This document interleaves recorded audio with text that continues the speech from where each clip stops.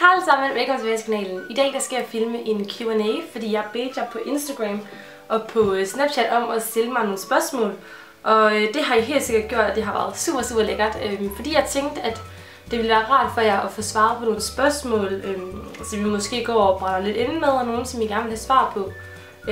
Ja, og jeg siger rigtig meget Jeg har lige været på ferie, så det er derfor jeg ser sådan brun ud. Jeg har været en uge i Tyrkiet, og det har været super lækkert, og det er også derfor, som I nok har lagt mærke til, at der ikke har været video en uge, fordi inden det var jeg også på Nibe Festival i 3 dage, og så rejste jeg om lørdagen på Nibe Festival, fordi jeg som kender Nibe Festival, I ved, at det var i 4 dage. Jeg var afsted onsdag, torsdag, fredag, og lørdag rejser jeg så på ferie om morgenen. Ja, jeg kom hjem i forgårs, i dag er mandag den 11. Ja. Og ja, så skal jeg i dag lave en Q&A med alle jeres spørgsmål. Så der er både nogle på Snapchat, og der er også nogle på Instagram. Så jeg tænker, at vi faktisk bare skal komme i gang, inden den her video bliver alt for lang. Okay, hvis vi lige starter med en video, der er på Snapchat, så er den fra en, der hedder Rebecca. Hej, jeg vil bare spørge om, hvad din største drøm er. Jeg håber, du ser den her. Hej. Jeg vil gerne spørge dig om, hvad din bedste nyhed er. Hej. Hvor er du sød. Tusind tak for spørgsmålet, Rebecca. Hvor er du sød. Og hun skrev sådan, PS, elsker dine videoer. Hvor var du sød. Okay, min største drøm, den er virkelig svær, fordi jeg har mange sådan drømme, og jeg har meget, jeg gerne vil opnå i mit liv.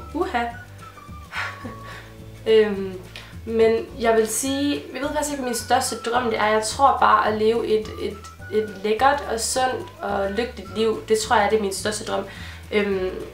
Det er svært. Eller bare generelt, at hele min familie og mine venner og dem, der er omkring mig, kommer til at leve et lykkeligt og sundt liv. Det tror jeg, det er min største drøm. Så har jeg fået et spørgsmål også, som lyder... Den pinligste oplevelse elsker dig, har hun skrevet. Hvor er du sød. Jeg må tage screenshots, fordi at der var lige nogen, hvor de sådan gik alt for hurtigt ud. Men hun har skrevet, min pinligste oplevelse det er, og jeg elsker også dig. Men min pinligste oplevelse, jeg synes det er svært at svare på, fordi jeg ved, jeg har rigtig mange pinlige oplevelser i mit liv. Og også nok også mange flere, end jeg overhovedet kan fortælle jer alle sammen. Men hvad har jeg oplevet som rigtig pinligt? Det er svært. Jeg oplever mange pinlige ting, og små ting gør mig rigtig pinligt berørt. Bare mine forældre er nok til at gøre mig pinligt berørt. Så jeg vil sige, min pinligste oplevelse, jeg oplevede en gang, hvor vi sad i Fårup Sommerland med min mor og hendes kæreste og hans søn og min lillebror. Vi var 5 afsted, og så sad vi, mine 2 lillebrødre, eller min paplillebror, min rigtig lillebror og min mors kæreste og så mig selv, i Flowerhusen i Fårup Sommerland, og jeg der har været i Fårup Sommerland, I ved godt, hvordan den starter. Så holder man lige sådan et lille stykke, inden den begynder, og så kører man videre. I det der lille stykke, hvor man holder, så min mor, hun står udenfor og kigger sådan ind på os, og sådan kigger, vi sådan begynder.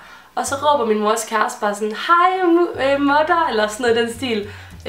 Og det var bare så pinligt, fordi der var rigtig mange den dag, så alle de kigger over bare på os, og begynder sådan lidt at grine, fordi han sidder sådan med armen sådan oppe i luften, så man virkelig kan se ham, og jeg sidder bare sådan her, fordi jeg bare ikke skulle have folk kunne kigge på mig, så skulle vi bare i gang med den der rutsjebane. Det var forfærdeligt, og det var virkelig pinligt. Det var sådan virkelig forfærdeligt. Så det er i hvert fald en af mine pinlige oplevelser, men jeg har jo mange flere. Jeg har jo bare et generelt pinligt liv. Det næste spørgsmål, der har hun skrevet, hvad skal du i ferien? PS, elsker dine videoer. Det er ikke den samme pige, den anden pige. Hvad skal jeg i ferien? Altså, jeg har jo lige været i Tyrkiet i en uge, og så har jeg været på Nibe Festival. Hvad skal jeg mere lave? Så skal jeg arbejde en hel del. Jeg skal faktisk arbejde i dag. Her kl. 3:30. Jeg siger meget igen. Hvad skal jeg mere? Så skal jeg skal være sammen med min mor i uge 31. Der har vi en uge, hvor jeg også er fri fra arbejde, så der skal vi nok også lave et eller andet. Vi skal måske ned og besøge min moster, vi skal måske til grænsen, måske til Sverige. Vi leger lidt med nogle tanker med, hvad vi skal. Vi er ikke rigtig sådan fastlåst på noget, udover at skulle selvfølgelig til Tyrkiet og til Nibe Festival. Det er jo sådan lidt fastlåst. Og tusind tak, fordi du elsker mine videoer. Det er jeg rigtig glad for. Så har jeg fået et spørgsmål, som lyder, er der plads til venner og veninder, når du laver YouTube? Det er også det kommer også meget an på, hvor meget YouTuber man er. For jeg vil vædde med, at dem, der er fuldtids-YouTubere, de vil nok svare anderledes, end jeg selv gør. Fordi jeg vil sige, at jeg har masser af tid som mine veninder og venner stadigvæk. Jeg vil også sige, at der er også tidspunkter, hvor jeg må sige, at jeg må filme, inden jeg skal hen til mine veninder, eller noget i den stil. Men det er vel også sådan, det er svært at have mange ting i sit liv, på én gang. Altså det er svært for mig at skal have mange ting i mit liv på én gang, og jeg er rigtig dårlig til ligesom at springe ud nye ting, og ting som jeg sådan ligger mig ting der ikke ligger mig nært. Så derfor så for mig er YouTube jo noget som jeg ligger meget nært, og derfor så er det jeg bare holder mig til. Men samtidig mine veninder og venner og min familie også noget der ligger mig meget nært. Så på den måde så er det ikke noget der sådan, altså jeg har stadig tid til mine veninder og venner, fordi det er noget af det jeg sådan stopper allermest op over og siger til mig selv, at det skal jeg være. Altså jeg skal være god til at have plads til mine veninder, fordi det er dem der støtter mig, når jeg har det slemt, eller når jeg er ked af det eller et eller andet, og det er dem der er der for mig. Så helt sikkert er det vigtigt for mig, at der altid er plads til mine veninder og venner, uanset hvad, og at der er plads til at hygge sig en gang imellem. Det synes jeg altså også er utrolig vigtigt. Det næste spørgsmål, det er, hvad er mit mål med YouTube? Og det er et svært spørgsmål. Mit mål med YouTube, jeg har ikke noget mål lige nu. Mit mål lige nu, det er faktisk bare at få flere mennesker med til at kan være med til det, sådan, det, hvad skal man sige, det forhold, det samarbejde, det, hvad skal man sige, det hold vi har sammen,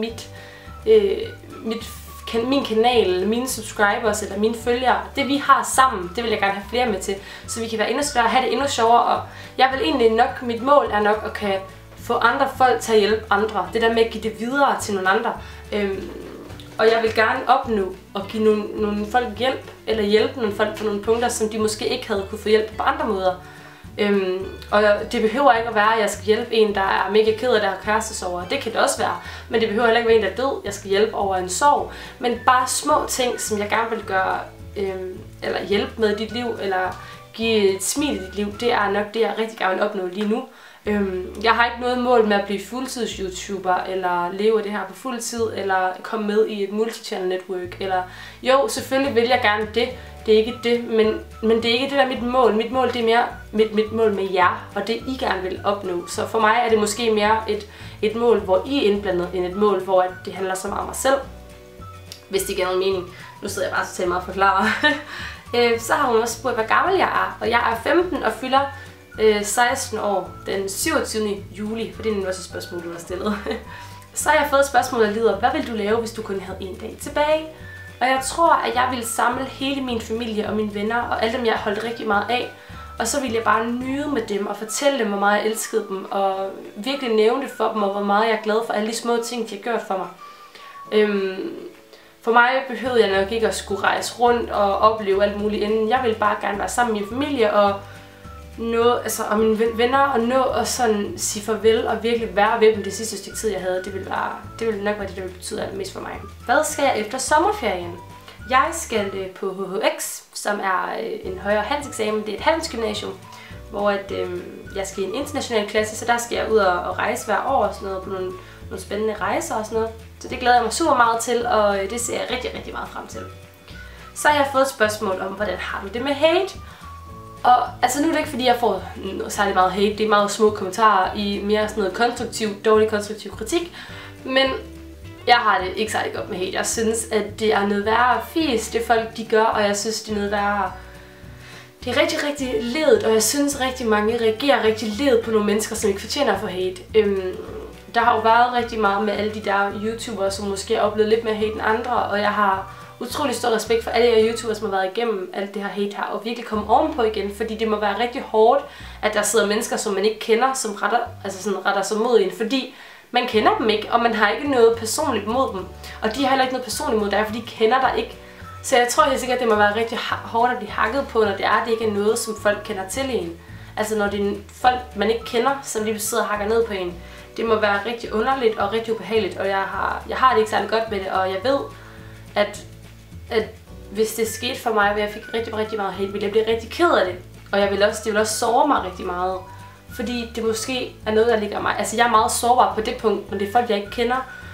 Og jeg går meget op i det der med, at folk godt kan lide mig eller synes om mig. Så på den måde vil jeg sige, at jeg synes hate er helt forfærdeligt. Jeg har fået et spørgsmål, som lyder, har du det godt for tiden? PS, elsker dine videoer. Tusind tak. Ja, det har jeg. Jeg har det super godt for tiden. Jeg har en god periode i mit liv. Jeg er rigtig, rigtig glad. Og nyder rigtig meget bare generelt ting omkring mig.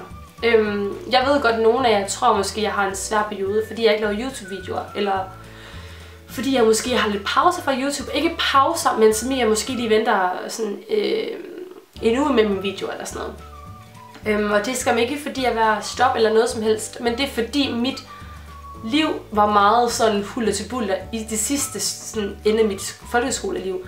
Og jeg var meget sådan, jeg ville bare gerne holde fast i mine venner, og jeg ville bare, tiden var bare gerne stå stille for mig på det tidspunkt. Så det gjorde rigtig ondt for mig at skulle videre, og det tror jeg også er det, der har påvirket mig.